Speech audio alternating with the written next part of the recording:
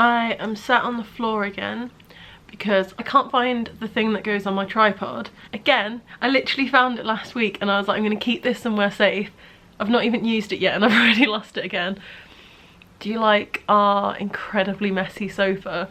This is our like sofa of shit where we just put all our laundry and our blankets and everything. So today I'm gonna be doing Emily Norris's new mum tag. It's not for new mums, it's the mum tag, but updated. I've never actually done the mum tag before, but I haven't uploaded in a few weeks and I thought it'd probably be a good idea to do a video, and I'm pretty busy today. George is coming over in like an hour to look after Remy while I do my dissertation, so I thought I'd just do like a lazy video essentially. Oh yeah, by the way, if you're new to my channel, my name's Yasmin. I'm 22 and I live in Leeds with my partner Danny and our baby, our 1-year-old Remy. I'm currently at uni and doing this. I make videos about like motherhood and stuff. I mean, actually at the moment I just kind of vlog our lives, but yeah. Because I'm the mum to a baby, I actually think a few of these questions don't really, like I don't have answers to them yet. Like, okay, the first question, which I'm gonna skip, is what is your favourite mum hack? I don't have mum hacks. Like, do you really think I'm that like productive and practical of a mum that I have mum hacks? No, I do not. Number 2 is most embarrassing mum moment. Remy's not at the age yet where he can embarrass me per se, although actually we went to a blogging event about a month ago and I thought there was going to be loads of people there. I thought there was going to be like, I don't know, like 30-40 people, but it was actually like a workshop, so there was 10 people there, if that. And I walked in with Remy because I couldn't, like, Danny couldn't look after him because he was at work, and I was just like, okay, this is not the kind of place for a baby. It was literally just like, it was like a seminar, like everyone was just like sat around like chatting about blogging, and I had Remy and it was kind of okay. Like, he was a bit of an attention seeker, but it was fine. But then at one point, like, we were all sat around a table. Am I in focus? We were all sat around a table and Remy just like stood up holding onto the table, and his hand like really slowly went into the bowl of biscuits and he just started picking them out and like licking them and putting them down and stuff, and I was like, Remy, don't do that. But like no one else minded, so I was like, whatever. Kept him busy. So he was just playing with the biscuits because no one was eating them, it was fine. And then at one point he just picked up the bowl and just smashed it on the floor, because he's at that age where he's like learning but he's just not quite there yet. So yeah, he just smashed the bowl. And I was just like, I am so sorry. And I left like 5 minutes later because I just couldn't deal with the awkwardness. No one seemed to mind, but I think it's one of them things where like, no one's gonna say, control your fucking child. But they might have been thinking it. And just the thought of that, I was just like, no, I'm going, soz. Yeah, I think at the moment I'm trying to like live my old life and do all of this stuff, and just, I'm so dead set on not letting having a baby like get in the way of my life that sometimes I make bad decisions by like taking him to places where it's just not baby friendly, and like maybe I shouldn't. 3 is what part of the day do you love the most, and number 4 is what part of the day do you like the least. My best and worst part of the day are actually the same part, but just depending on how Remy's behaving. So it's bedtime, just because I get rid of him. No, but it's bedtime because he's really, when he's in a good mood, he's really chilled out and he's like really cute when he's sleepy, like gives me loads of cuddles. He's always like chattering to himself really sleepily. It's just, he's just the cutest, pardon me. He's just really cute before bed when he's in a good mood. But then that can also be the worst part of the day, because anyone who has a 1-year-old or a toddler knows that when they're tired, they are absolute nightmares. Like if they're tired but they are not willing to go to sleep, then they are the worst people ever. He'll just be like shouting and screaming and throwing things, and it's horrible. So bedtime is the best and worst part of the day, mood depending. Number 5 is the worst thing that someone said to you when you were pregnant. Can you believe that my arm isn't actually hurting? I'm quite impressed with this. I don't think anyone really said anything nasty. I heard from, so basically, because before I got pregnant I used to like go out all the time, and so a lot of people in Leeds knew me as being like a bit of a party animal, which is just so funny to think about now. But I remember when I got pregnant, I remember talking to one of my friends who still went out quite a lot, and she said that like 1 or 2 people at Key Club had like said pretty rude things. I'm gonna regret it all, and just stuff like me and Danny are moving too fast, like I'm not going to be able to, like I'm not going to enjoy my life, just stuff like that, which I think that's like a pretty horrible thing to say, because that's like you're making a, like you're talking about someone's entire life. Like I get like, you know, insult my hair or like insult like the way I look or something, but when you're insulting like the way I've chosen to live my life, that is quite a big thing. Luckily it didn't affect me, purely because the people who said it were like not even on my radar at this point. But I think that's, I guess that's probably the worst thing that someone said. They didn't say it to me, but they said it about me. Number 6 is a baby name you didn't agree on. We were really lucky in that we had decided we wanted to call our first child Remy before we even knew we were pregnant. That was just so easy. Like I already knew I liked the name Remy, and then we watched Ratatouille, and I think I brought it up, which is funny because this was literally like 3 days after we met. When we actually found out we were pregnant, we kept referring to the bump as Remy, but I was like, what if they're born and we don't think they suit the name Remy? So I wanted to have some backups, and I couldn't actually really think of any, and if I did, it just wasn't the same. I was just like, I'm not having that same like attachment to it. But Danny, like especially when we found out Remy was going to be a boy, he kept coming up with really shit American jock quarterback names, like I don't know, like Chad and Brett and like Brad, like I can't remember, just really like big, like I play rugby names. And I was just like, no, like absolutely not. Never in a million years would I even know.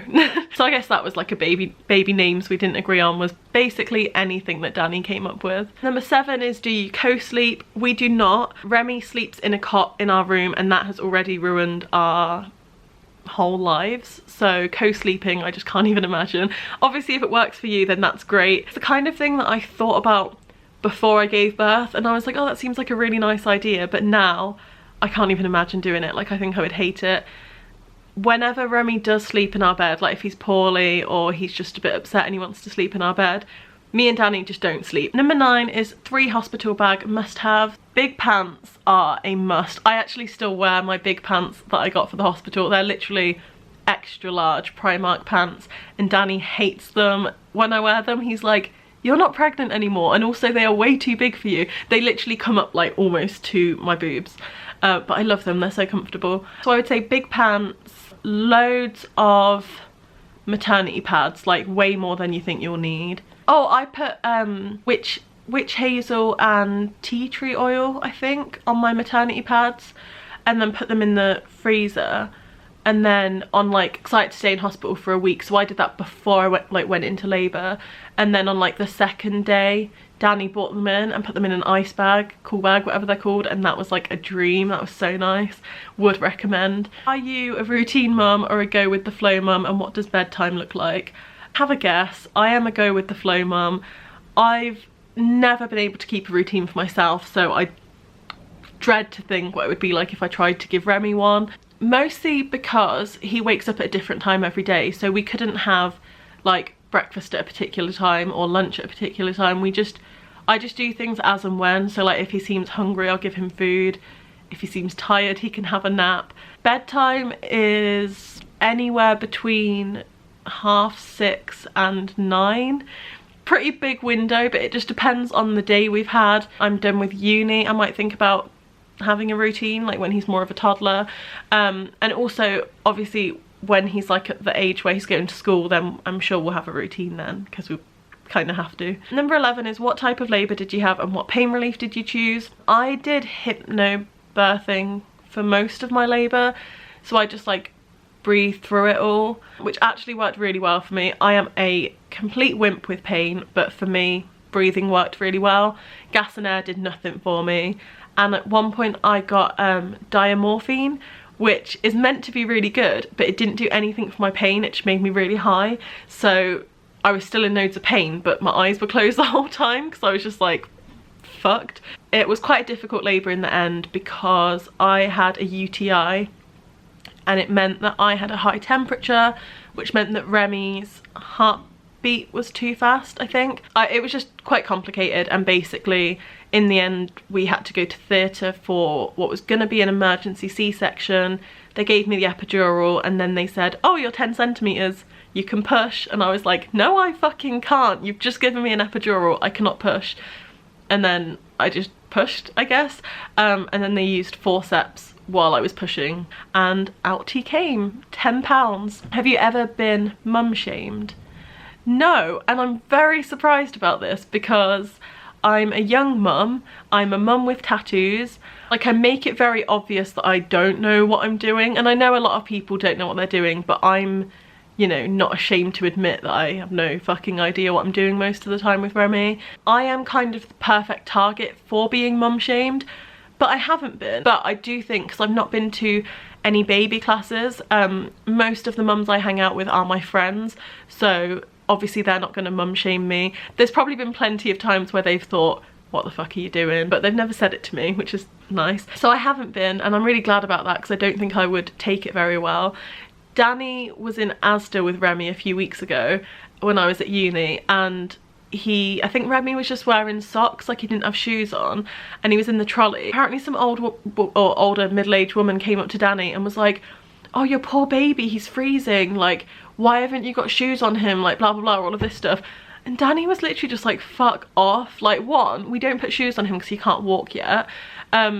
Two, piss off. Yeah, I've not been mum shamed, but apparently Danny's been dad shamed. 13, the biggest challenges you faced since becoming a mum. Just like the lifestyle change, not being able to just like go do something when I want to do it because I've got a baby to look after. Like, I've been invited to like cool events or like even just parties and stuff in London that I can't go to because I can't get childcare, or because we no longer have the money to do these things because all our money goes on Remy. So things like that are quite difficult to adjust to. Basically, like, being less, I don't want to say selfish because that makes it sound bad, and it's not bad to like do things for yourself, but basically having to put Remy first is quite a big challenge. I've done it and it's fine, but I do kind of miss being able to do things for me and being able to do things just me and Danny. Also the early starts, getting up at, am I out of focus again? Fucking hell.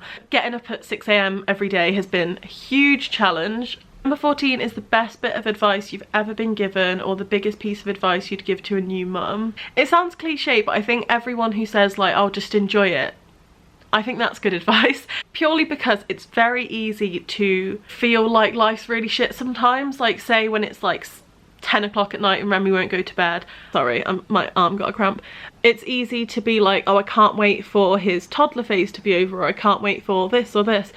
But I know a lot of parents hate it, but I quite like it when older parents remind me that they really miss their kids being this age, because it kind of keeps me grounded and makes me remember that there are so many good things about having a child this age, and the good 100% outweighs the bad. Like, especially with Remy, because he's such a good baby, we have like hardly anything to complain about.